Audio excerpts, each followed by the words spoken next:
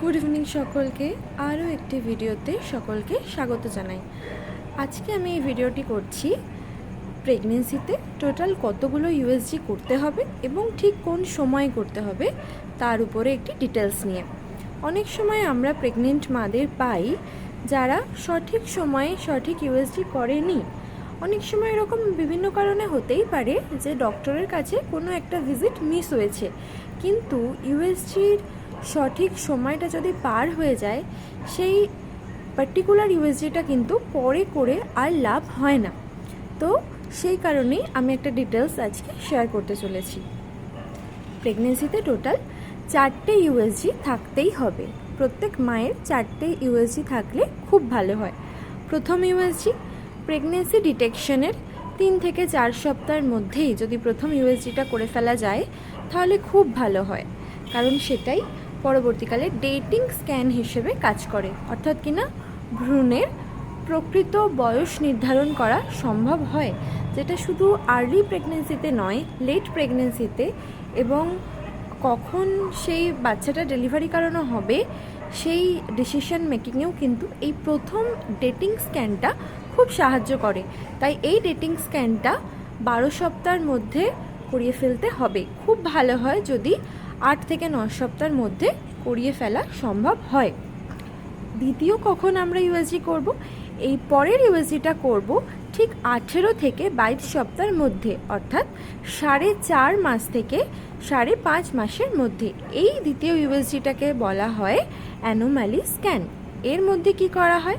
বাচ্চার বিভিন্ন অঙ্গ প্রত্যঙ্গ সঠিকভাবে গঠন হয়েছে কিনা সেটা এই ইউএসজিটি থেকেই জানা যায়। এই ইউএসজিটিকে বলা হয় অ্যানোমালি স্ক্যান। হ্যাঁ, এই অ্যানোমালি স্ক্যানে 100% প্রপারলি বলা সম্ভব নয় কোনো জন্মগত ত্রুটি আছে কি না, কিন্তু অনেকটাই এখান থেকে বুঝে যাওয়া যায়। তাই এই ইউএসজিটিও ভীষণ এসেনশিয়াল। এর পরের ইউএসজিটা আমরা কখন করব? এর পরের আলট্রাসোনোগ্রাফি আমরা করব 28 থেকে 32 সপ্তাহের মধ্যে। 28 থেকে 32 সপ্তাহ এই ইউএসজিটাকে বলা হয় গ্রোথ স্ক্যান। কেন? প্রেগনেন্সির সেকেন্ড হাফে কিন্তু বাচ্চার অ্যাকচুয়াল গ্রোথটা হয় প্রথম 20 সপ্তাহে।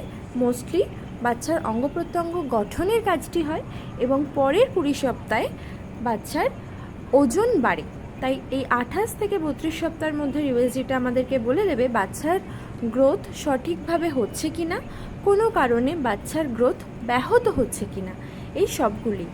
তো হয়ে গেল 3 নম্বর স্ক্যানটি, এবং এর পরে হয়ে গেল চতুর্থ স্ক্যান। এই চতুর্থ স্ক্যানটা করা হয় ইউজুয়ালি 36 উইক্সের পরে, অর্থাৎ কিনা 9 মাসের পরে। কেন করা হয়? এই আলট্রাসোনোগ্রাফিটি থেকে বোঝা যায় বাচ্চার চারপাশের যে থলি, সেই থলিতে জল সঠিকভাবে আছে কিনা, অর্থাৎ কিনা লাইকার অ্যামনির পরিমাণটা সঠিক আছে কিনা, বাচ্চার গঠন ঠিক আছে কিনা, বাচ্চার ওজন ঠিক আছে কিনা, এবং বাচ্চার পজিশন, অর্থাৎ কিনা বাচ্চার মাথা নিচের দিকে আছে নাকি বাচ্চার বাটকটা অর্থাৎ কিনা পায়ের দিকটা নিচের দিকে আছে। এই স্ক্যানটির উপরে কিন্তু অনেকটাই নির্ভর করে যে বাচ্চার মাকে আমরা নর্মাল ডেলিভারির জন্য প্রিপেয়ার করব নাকি সিজারিয়ান সেকশনের জন্য প্রিপেয়ার করব। তাই এই স্ক্যানটিও অনেক সময় খুব ইম্পর্ট্যান্ট হয়ে পড়ে।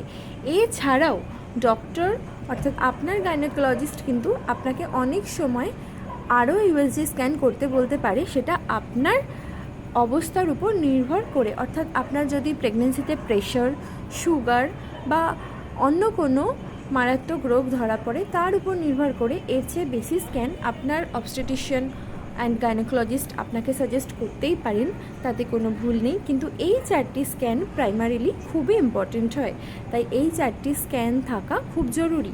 যদি কিনা আপনার কোনোভাবে ডক্টরের ভিজিটটা মিসও হয়ে গিয়ে থাকে কোনো একটি বার, এই যে সময় বললাম এই সময়ে প্রপার স্ক্যানটা করিয়ে রাখার চেষ্টা করবেন।